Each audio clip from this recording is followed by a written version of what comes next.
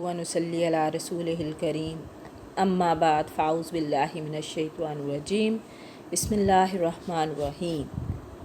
इस उम्मीद के साथ और दुआ के साथ कि आप जहाँ पर भी हों खैरियत से हों और हमेशा खुश रहें।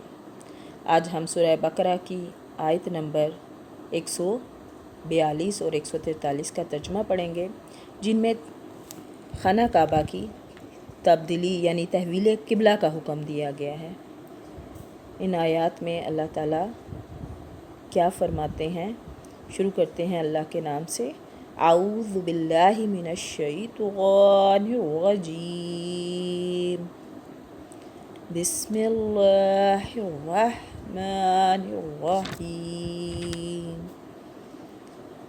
जब हमारे प्यारे नबी सल्लल्लाहु अलैहि वसल्लम मक्के से मदीना हिजरत करके गए थे तो 16-17 माह तक बैतुल मुक़द्दस की तरफ रुख करके नमाज़ पढ़ते रहे, लेकिन फिर क़िबला की तब्दीली का हुक्म आया और अल्लाह ताला ने बयान किया, बताया कि आपने खाना काबा की तरफ रुख करके नमाज़ पढ़नी है।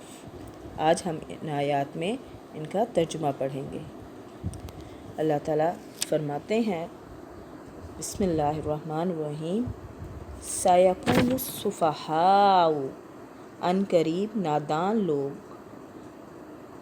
कहेंगे, मिनन्नासी लोगों में से, अनकरीब नादान लोग कहेंगे, मा वल्लाहुम फेर दिया किसने, क़िबलतहुम मिल्लती जिस क़िबले पर ये थे, कानू अलैहा इन्हें किस चीज़ ने हटा दिया। अनकरीब नादान लोग कहेंगे कि जिस क़िबला पर वो थे इससे उन्हें किस चीज़ ने हटा दिया।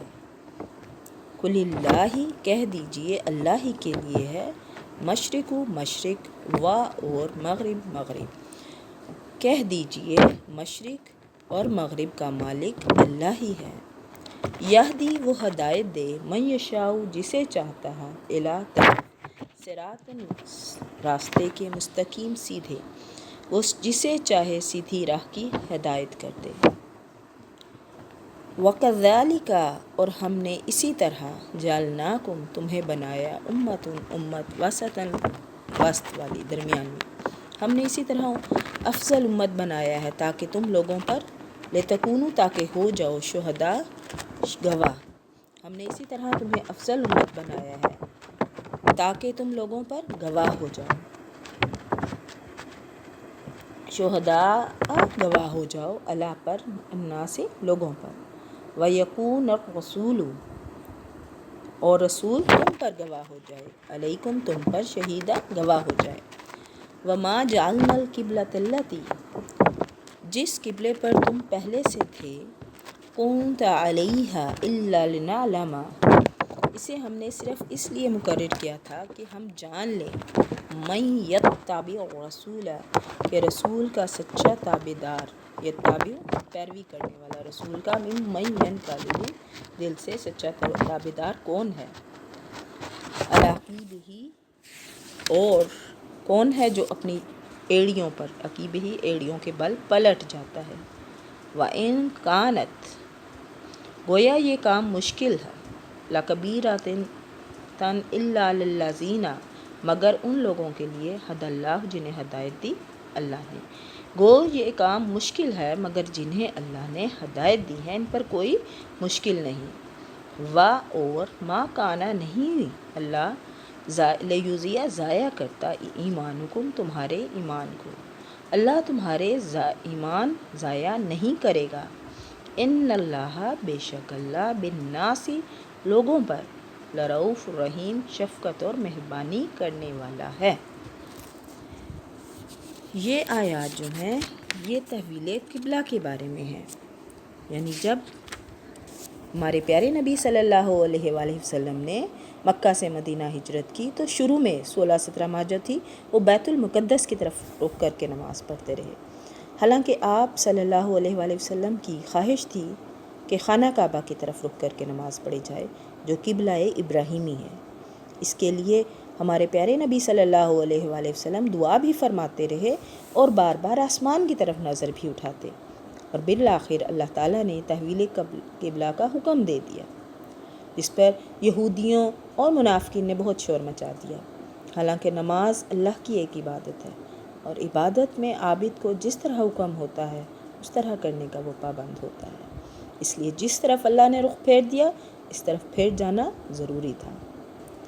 جس اللہ کی عبادت کرنی ہے، مشرق مغرب ساری کائنات اس کی ہے، اس لیے جہتوں کی کوئی اہمیت نہیں، ہر جہت میں اللہ تعالیٰ کی عبادت ہے۔ وسطاً کے لغوی معنی تو درمیان کے ہیں، وسطاً لغوی معنی اس کے درمیان کے ہیں، لیکن یہ بہتر اور افضل کے معنی میں بھی استعمال ہوتا ہے۔ یہاں اسی معنی میں اس کا استعمال ہے، یعنی جس طرح تمہیں سب سے بہتر قبلہ عطا کیا گیا اسی طرح تمہیں سمت بھی بنایا گیا ہے، اور مقصد اس کا یہ ہے کہ تم لوگوں پر گواہ رہو۔ تمہیں سب سے بہتر قبلہ عطا کیا گیا، اسی طرح تمہیں سب سے افضل امت بھی بنایا گیا، اور اس کا مقصد یہ ہے کہ تم لوگوں پر گواہی دو، جیسا کہ دوسرے مقام پر ہے سورہ حج میں لَيَكُونَ الرَّسُولُ شَهِيدًا عَلَيْكُمْ وَتَكُونُوا شُهَدَاءَ عَلَى النَّاسِ، تاکہ رسول تم پر اور تم لوگوں پر گواہ ہو جاؤ۔ اس کی وضاحت بعض احادیث میں اس طرح سے آتی ہے کہ جب اللہ تعالیٰ پیغمبروں سے قیامت والے دن پوچھے گا کہ تم نے میرا پیغام لوگوں تک پہنچایا تھا، وہ اس بات میں جواب دیں گے، یعنی ہاں میں جواب دیں گے۔ اللہ تعالیٰ فرمائے گا تمہارا کوئی گواہ ہے؟ وہ کہیں گے ہاں، محمد صلی اللہ علیہ وآلہ وسلم اور ان کی امت۔ چنانچہ یہ امت گواہی دے گی، یعنی ہم مسلمان گواہی دیں گے، اس لیے اس کا ترجمہ عادل بھی کیا گیا ہے۔ ابن کثیر ایک معنی وسط کے اعتدال کے بھی کیے گئے ہیں اس میں۔ یہ اسلام کی تعلیمات کے اعتبار سے ہے کہ اس میں اعتدال افراط و تفریط ہے۔ اب بات کرتے ہیں تحویل قبلہ کی ایک غرض بیان کی گئی ہے۔ مومنین صادقین تو رسول اللہ صلی اللہ علیہ وآلہ وسلم کے اشارے کے منتظر رہا کرتے تھے، اس لیے ادھر ادھر جانا جو تھا کوئی مشکل معاملہ نہ تھا، بلکہ ایک مقام پر تو عین نماز کی حالت میں جب وہ رکوع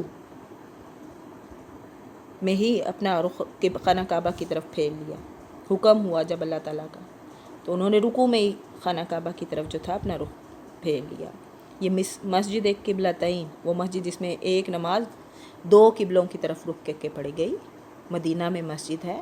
اگر اللہ پاک آپ کو مدینہ لے کر جائیں تو آپ مسجد قبلتین دیکھیں گے کہ وہاں پر ایک نماز جو ہے وہ دو قبلوں کی طرف اور رخ کر کے پڑھی گئی۔ اس مسجد کا نام مسجد قبلتین اسی وجہ سے رکھا گیا، وہ اسی وجہ سے مسجد قبلتین کہلاتی ہے۔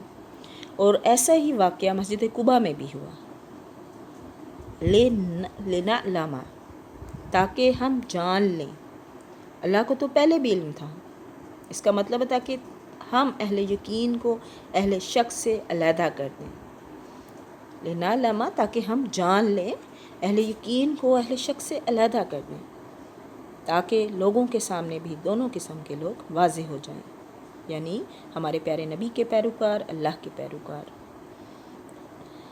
اچھا، بعض صحابہ رضی اللہ تعالیٰ عنہ کے ذہن میں یہ اشکال پیدا ہوا کہ صحابہ رضی اللہ تعالیٰ عنہ بیت المقدس کی طرف رخ کر کے نماز پڑھنے کے زمانے میں فوت ہو چکے تھے، یہاں ہم جتنا عرصہ اس طرف رخ کر کے نماز پڑھتے رہے ہیں یہ ضائع ہو گئی۔